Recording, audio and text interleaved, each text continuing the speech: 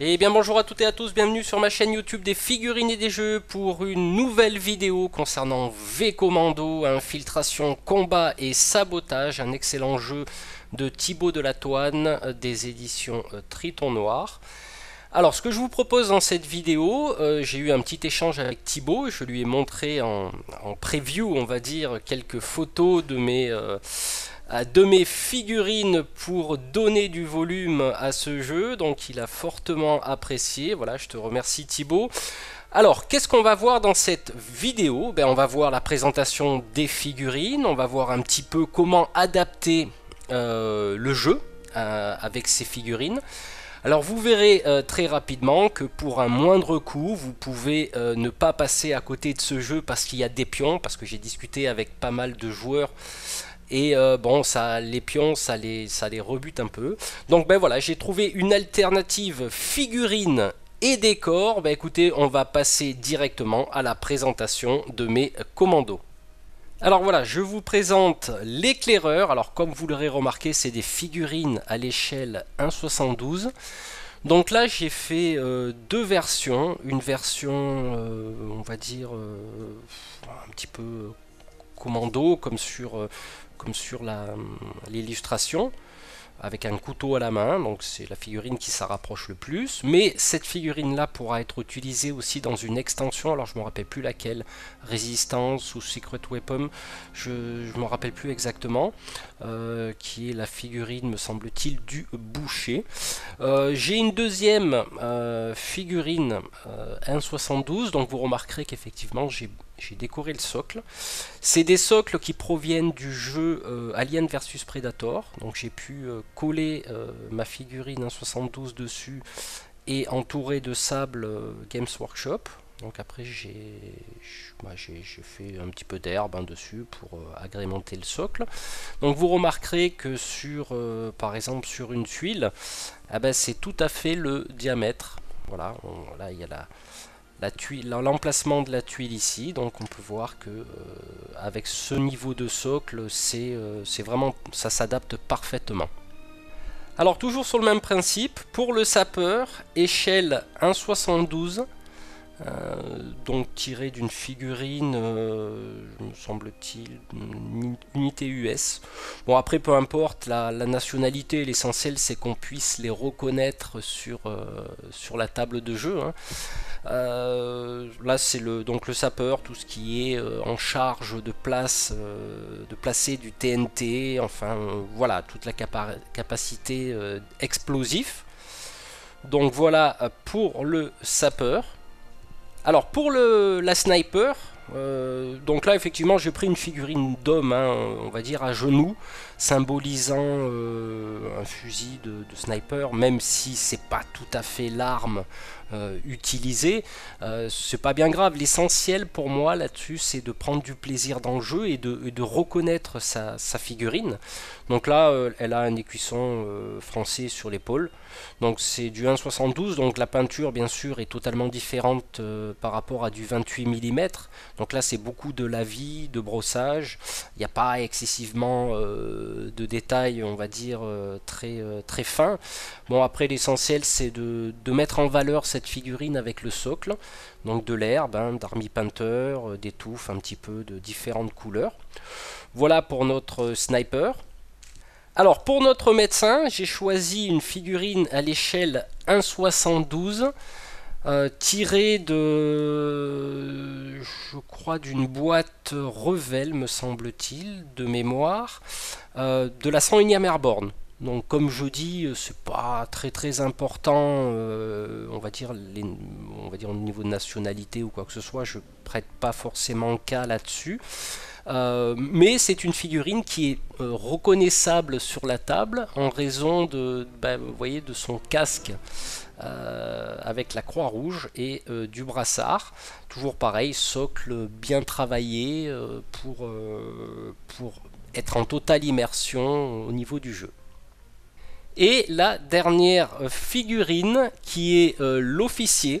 Donc j'ai choisi une figurine qui s'y rapportait un peu plus, au niveau pas de la pose hein, forcément, mais bon, on va dire qu'elle tient un pistolet.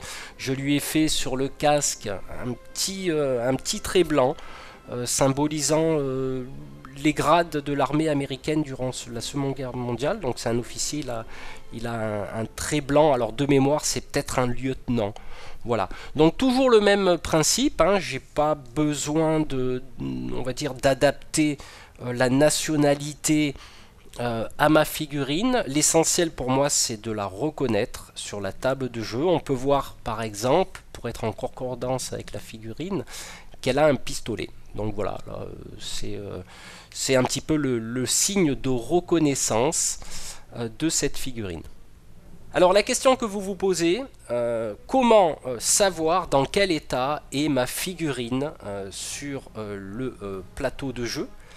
Donc, est-ce qu'elle est furtive? Est-ce qu'elle est blessée? Etc. Alors, autre alternative, vous pouvez prendre 4 fois la même figurine, la peindre à l'identique, et sur le socle, par exemple, si elle est blessée, vous mettez du Blood for the Blood God pour signaler qu'elle est blessée. Si elle est furtive, vous la laissez en l'état, avec le socle noir. Si elle est révélée, admettons, on la met de la même couleur que l'alarme, on peut entourer le socle de couleur orange. Si elle est, qu'est-ce qu'il y a comme autre état, si elle est déguisée, dans ce cas-là, vous pouvez prendre, entre parenthèses, une figurine allemande et faire croire qu'elle est déguisée. Voilà, il y a aussi cette façon-là, avoir 4 figurines différentes pour la même et seule unité, l'éclaireur par exemple, ou on va utiliser les pions. Ça veut dire quoi? Ça veut dire que là, mes figurines sont rentrées sur cette moyenne tuile, ils sont dans un état furtif. Il n'y a pas d'unité présente sur cette tuile. Donc, on va prendre son jeton furtif, par exemple pour l'éclaireur, et on va le positionner en haut de la carte. Pareil pour le médecin et pareil pour l'officier.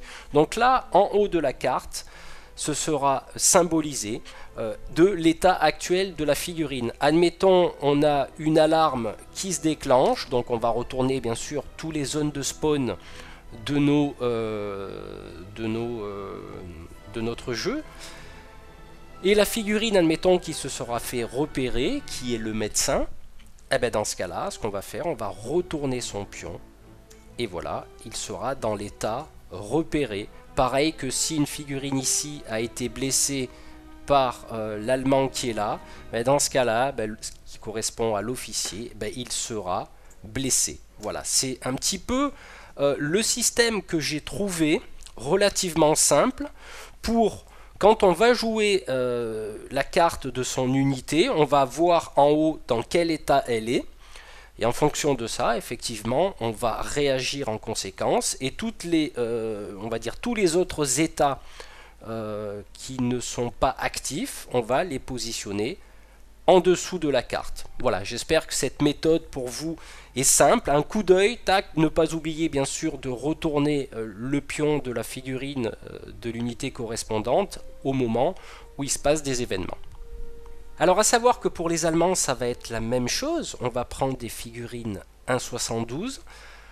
À savoir que sur les pions, il y a une double face, donc avec des caractéristiques différentes. Par exemple, là, nous avons une unité régulière avec un dé de combat de 1, là de 2. Là, nous avons une unité d'élite de 3. Là, nous avons une unité à 1 dé de combat avec une masse qui compte double lorsqu'on bloque une porte. Hein, ça, je ne l'ai pas précisé dans la dernière vidéo, mais ça sert à ça.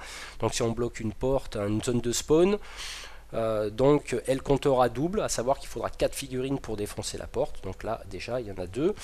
Et pareil pour celle-là, donc 2 dés de combat, la masse.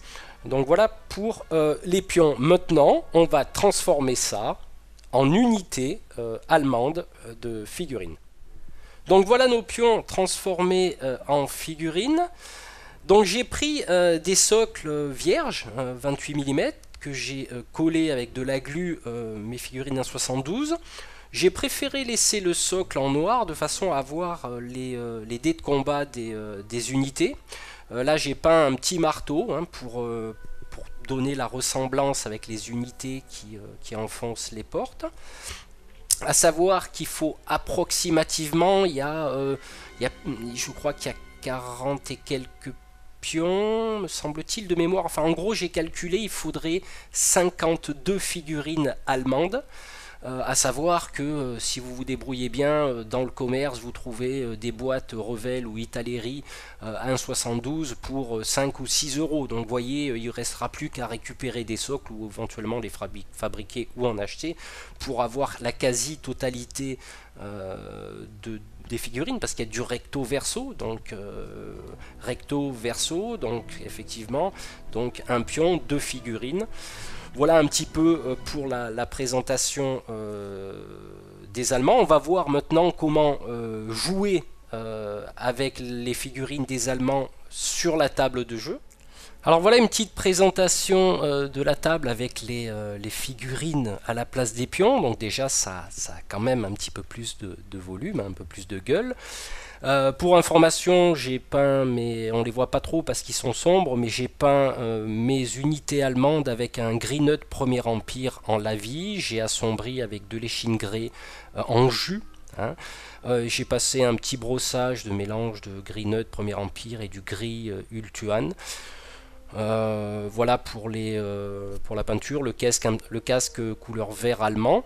Alors, comment ça va se passer au niveau des Allemands pour tout ce qui est renfort d'unité, etc., pour la gestion des pions?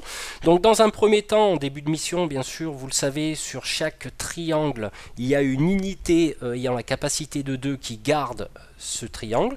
Donc je prends ces 4 unités, je vais les mettre sur le côté du jeu, je vais les classer par ordre croissant, c'est-à-dire au fur et à mesure du tirage. Donc par exemple, c'est au tour des Allemands, c'est la phase de renfort. Donc je vais tirer dans ma superbe pochette au nom de ma chaîne. Le premier, ici, ça va être une unité de 2. D'accord? Donc je vais la positionner là-dessus et je vais aller dans ma petite boîte et je vais faire rentrer mon unité avec mes 2 carrés blancs. Pour le deuxième tirage, là j'ai une unité 2 encore. Je vais la mettre sur la pile et je vais faire rentrer mon unité avec les 2 points de carré blanc. Troisième, là c'est une unité d'élite. Alors l'unité d'élite, hop, je vais la prendre ici. Et voilà. Donc là, je pose mon unité d'élite. Après, donc il y aura la figurine avec un carré, avec 2 carrés, avec 3 carrés, un carré et une masse, 2 carrés et une masse. Comme ça, on a les 5 types d'unités. Alors, vous allez me dire comment ça se passe, parce que quand on tue un ennemi, il va falloir remettre son pion dans la réserve. C'est tout simple. Admettons, mon médecin utilise sa Sten en mode silencieux.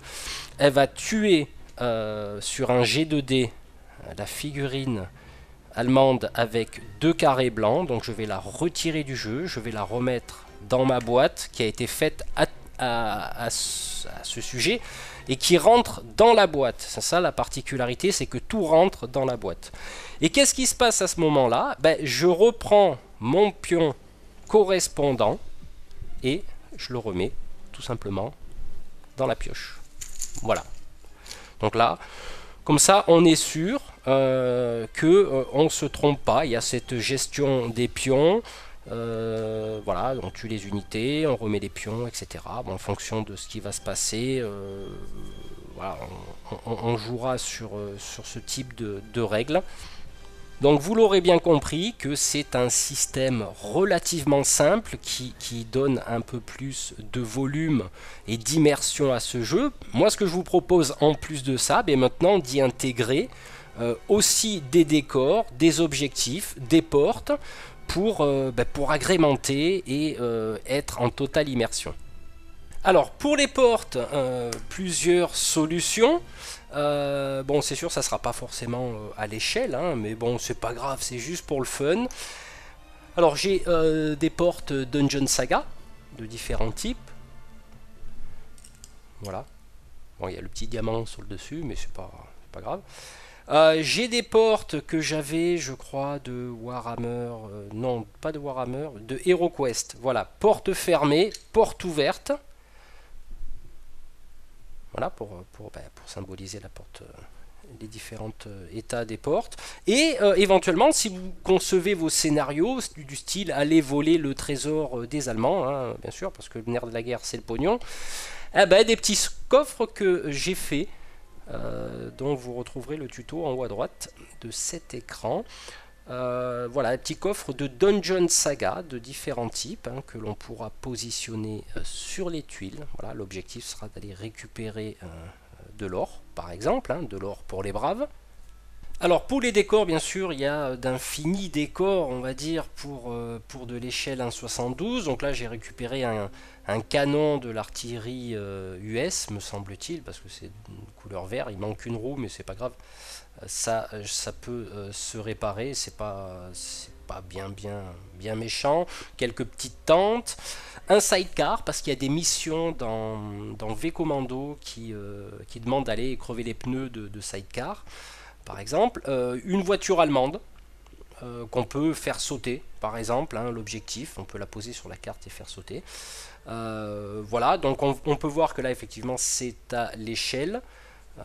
Et je trouve que l'incorporation de ce type de décor est plutôt immersif, surtout, effectivement, quand là, c'est à la bonne échelle. Donc voilà à quoi va ressembler au final votre terrain de jeu. Voilà, on peut déjà voir que c'est beaucoup plus sympathique parce que bon, on a un objectif, admettons, hein, c'est fictif là, hein, un objectif de faire sauter une voiture. Là, on va s'occuper d'un sidecar. Là, ici, il y a l'alarme et éventuellement un coffre qu'il ne faudra pas faire sauter, mais qu'il faudra ramener. Ça donne vraiment une autre dimension au jeu. Alors, autre alternative pour symboliser un dépôt de carburant, ben, tout simplement des jerrycans récupérés sur des maquettes. Donc là, je ne l'ai pas bien placé parce que ça va tout sur une case. Mais voilà, c'est aussi intéressant d'y intégrer ce type d'objectif. On peut faire pareil pour un dépôt de munitions. Donc là, effectivement, bah, des petites caisses, hein, sur un socle carré, hein, peu importe, ou rond, ça c'est vous qui voyez. Et bien sûr, toujours avec sa sentinelle à côté. Voilà, ça matérialise l'objectif. Voilà, bah écoutez, on arrive au terme de cette vidéo. J'espère qu'elle vous aura plu. J'espère qu'elle vous inspirera pour éventuellement jouer à ce jeu. Et une toute dernière chose. Voilà, pour en terminer au niveau des figurines, je voulais vous montrer deux futurs commandos qui vont sortir dans les extensions. Donc nous avons l'expion, qui est déguisé en officiellement, et nous avons aussi, je me rappelle plus comment il s'appelle, il s'occupe du mortier.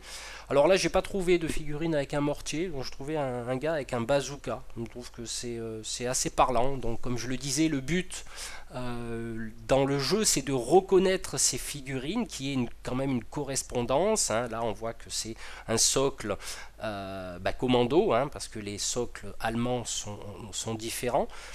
Socle commando, il est habillé en espion allemand, donc on peut dire c'est l'espion, et là on peut dire que c'est celui qui s'occupe du mortier. Vous remarquerez que cette petite boîte fort utile pour ranger toutes mes unités par ordre, hein, dés de combat 1, 2, pour gagner de la place, j'ai mis mes unités de 3 là-dedans, donc j'ai pas la totalité des figurines, j'en ai pas, on va dire 40 et quelques. Vous remarquerez également que hop, ben on va fermer tout ça, hop, et puis on va pouvoir y ranger dans la boîte. Tout rentre, c'est un petit peu optimisé, comme ça on peut amener notre jeu où on désire. Et voilà, notre jeu est bien emballé. Bah écoutez, j'espère que cette vidéo vous aura plu. La prochaine vidéo, je pense que ça sera du gameplay avec figurines. Donc je remercie encore Thibaut de la Toine pour la création de ce jeu qui est fort sympathique. C'est dommage de passer à côté à cause des pions. Je sais qu'il y en a que ça rebute pas mal. Mais voilà l'alternative figurines et décors. Bah écoutez, on se retrouve très bientôt pour une nouvelle vidéo de V Commando. Allez, ciao ciao.